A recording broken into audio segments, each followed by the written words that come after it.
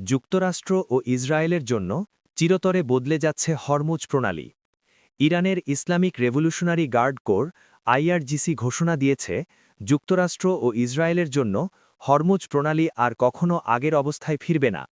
পারস্য উপসাগরে নতুন ব্যবস্থা কার্যকরের লক্ষ্যে ইরান এখন সামরিক প্রস্তুতির চূড়ান্ত পর্যায়ে রয়েছে। সম্প্রতি ইরানের পার্লামেন্টারি কমিটিতে অনুমোদিত এক খসড়া আইনে এই গুরুত্বপূর্ণ জলপথ দিয়ে চলাচলকারী জাহাজের ওপর নিজস্ব মুদ্রায় ট্রানজিট ফি আরোপের প্রস্তাব করা হয়েছে।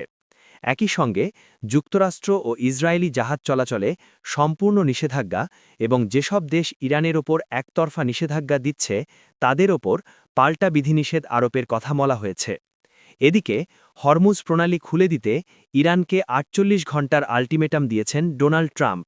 সামাজিক যোগাযোগ মাধ্যম ও এবিসি নিউজে দেওয়া সাক্ষাৎকারে তিনি নির্দিষ্ট সময়সীমা মঙ্গলবার পূর্ব উপকূলীয় সময় রাত ৮টা বেঁধে দিয়ে জানান, এর মধ্যে প্রণালী খুলে না দিলে ইরানের বিদ্যুৎ কেন্দ্র, ব্রিজ সহ গুরুত্বপূর্ণ অবকাঠামোতে হামলা চালিয়ে দেশটিকে সম্পূর্ণ উড়িয়ে দেওয়া হবে। ট্রাম্পের এই কড়া হুমকিতে উদ্বেগ প্রকাশ করেছে রাশিয়া ও চীন। সূত্র আল জাজিরা ও এবিসি নিউজ। ইসরায়েলের হাইফায় ইরানি ক্ষেপণাস্ত্র হামলায় ভবন ধস। অন্যদিকে ইসরায়েলের উত্তরাঞ্চলীয় শহর হাইফায় ইরানের একটি ক্ষেপণাস্ত্রের আঘাতে ৫ তলা একটি ভবন ধসে পড়েছে।